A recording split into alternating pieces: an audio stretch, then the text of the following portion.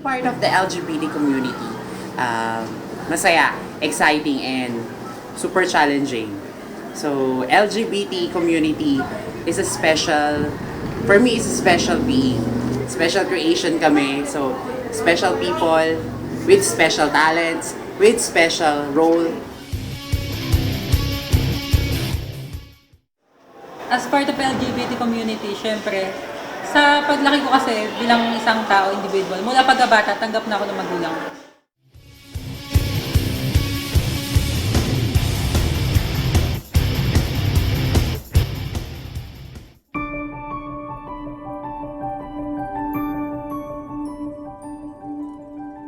So for me, love and respect.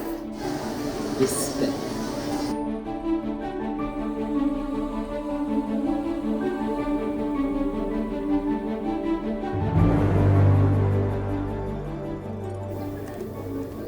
LGBT stands for lesbian, gay, bisexual, and transgender.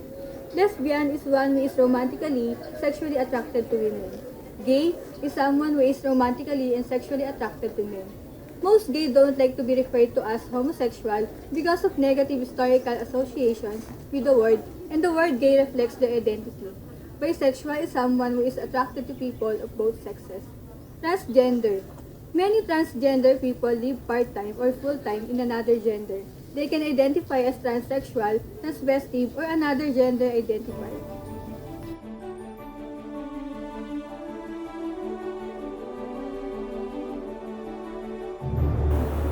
Sir, as a pastor po, ano po yung point of view niyo po about sa LGBT, kung reason kung bakit po sila nako-confuse sa sex po nila or sa gender po nila?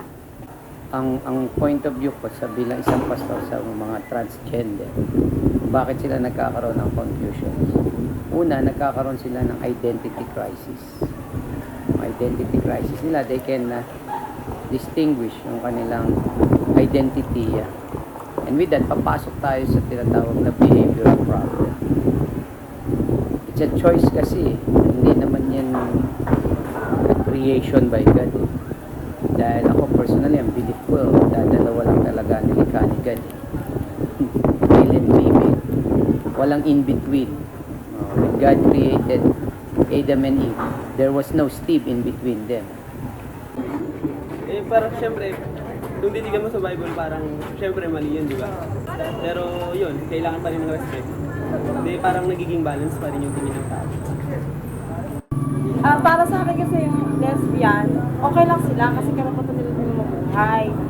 Tapos sa mga bakla, okay lang din. Pero kasi sa Biblia, pinagbabawal yung kasi dalawa lang talaga ang nilikha ng Diyos. Lalaki at babae.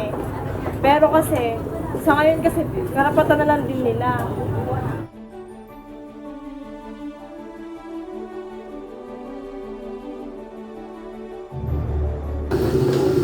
Pagkagi, siguro nung high school, I know, elementary, pero lalaki pa rin ako doon.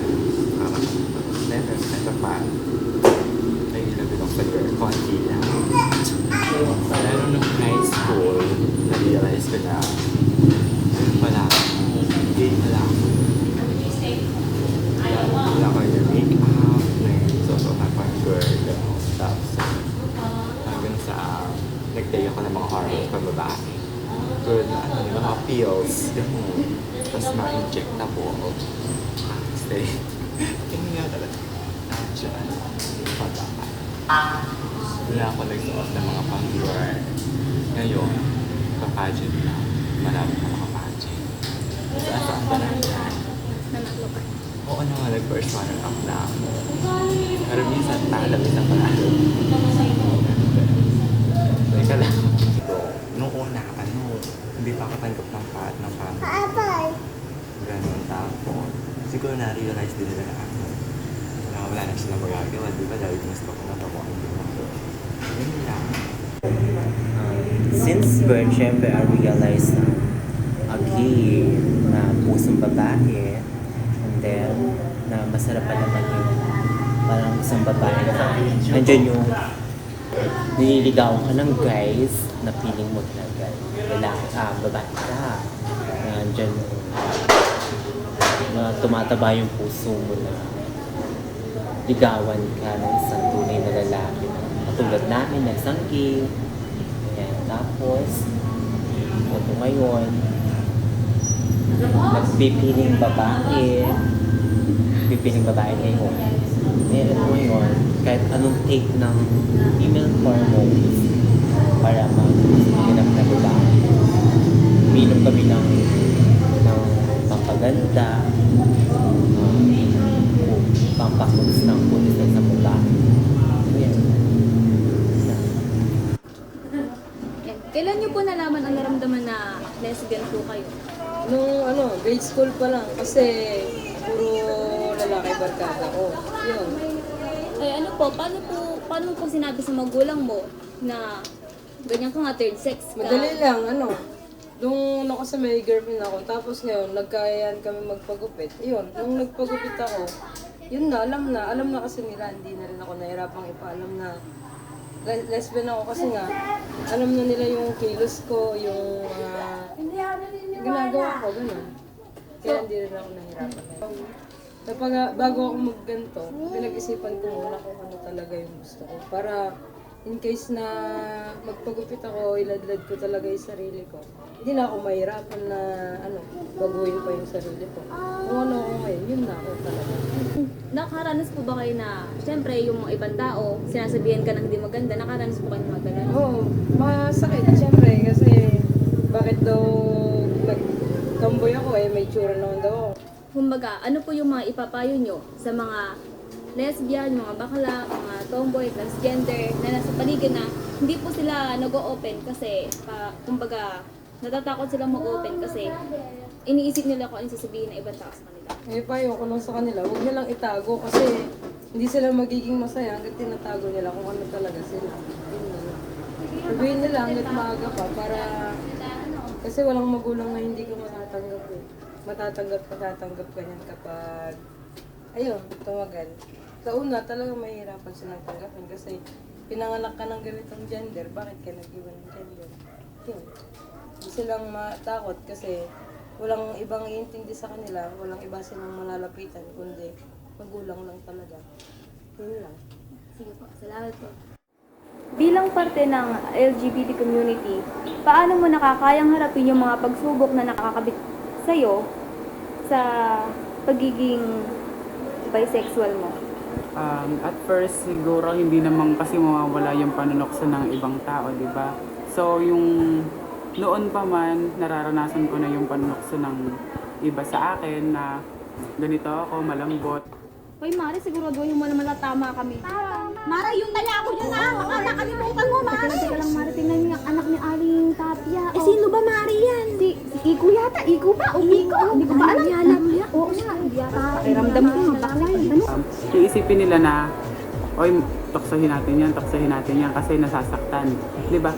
Kung ipapakita ko sa kanila na hindi ako affected sa mga sinasabi nila, lulubayan nila yung kasi parang iisipin nila na useless yung panunokso nila na ginagawa nila sa akin. Mayo. Ayoko Mari, kasi kaya Mari, kilala ka naman yun, Mas matakakaya mo sa amin. Ayoko Mari, sige na nga. Ay, pate. Oh. Iko ba pangalan mo, Kiko? Ano bang iyong pangalan? Kiko Oo nga. Saan ka ba nakatirang gawi? Diyan lang po sa kapitbahay. At ikaw nung isang gabi nakita kong may kasamang lalaki. May girlfriend ka ba? Meron po. Girlfriend mo? Ay, tama yung girlfriend. Para may future ka. Ganyan talaga eh. Ay, nako. Machiks yan eh. Naranasan ko yung pagiging bisexual ko, but I am proud to be. Ramdaman ko to sa sarili ko simula nung elementary pa ako. Kasi may classmate ako noon na naging crush ko siya. Tapos at the same time nagkakagusto din ako sa babae. Sa katunayan nga niya, nagkaroon na ako ng girlfriend nung first year high school, tapos nung third year high school.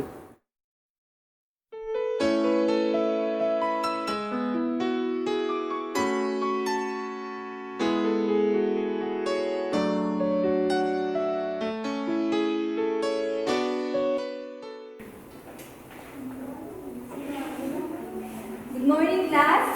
Good morning, ma'am. Then, Lord, please lead the prayer.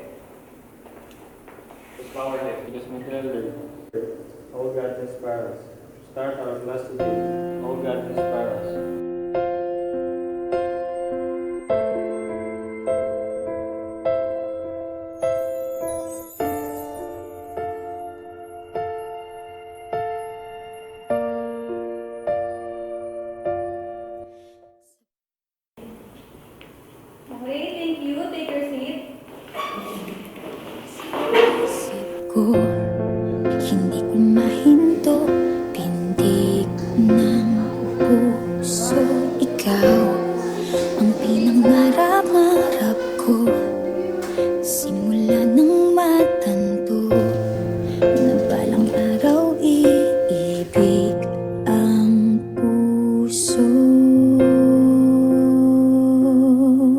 Ikaw ang pag-ibig na hinintay. May sasabihin po ako sa inyo. Ano yan, anak?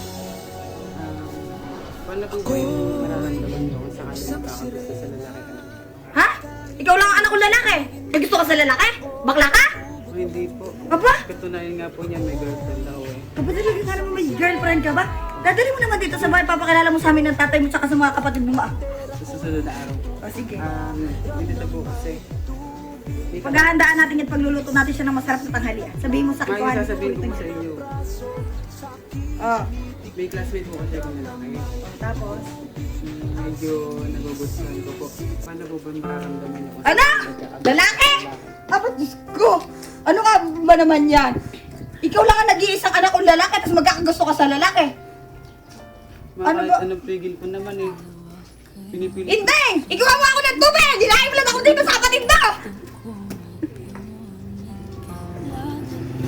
Ano?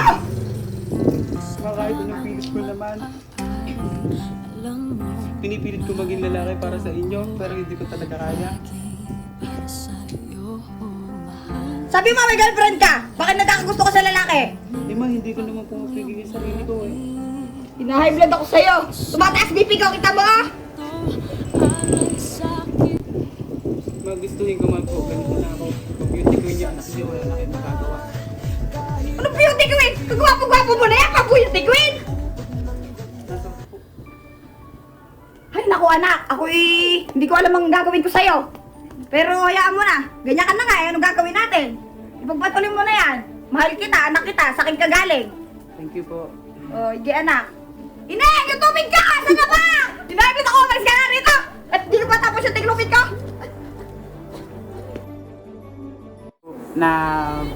Nag-fall din ako sa... Nagkagusto din ako sa lalaki, tapos yun. Nung mga panahon ba na nagkaroon ka ng girlfriend, alam ba nila na bi ka or hindi? Sa kilos ko kasi hindi mo naman talaga mahahalata na bi ako eh.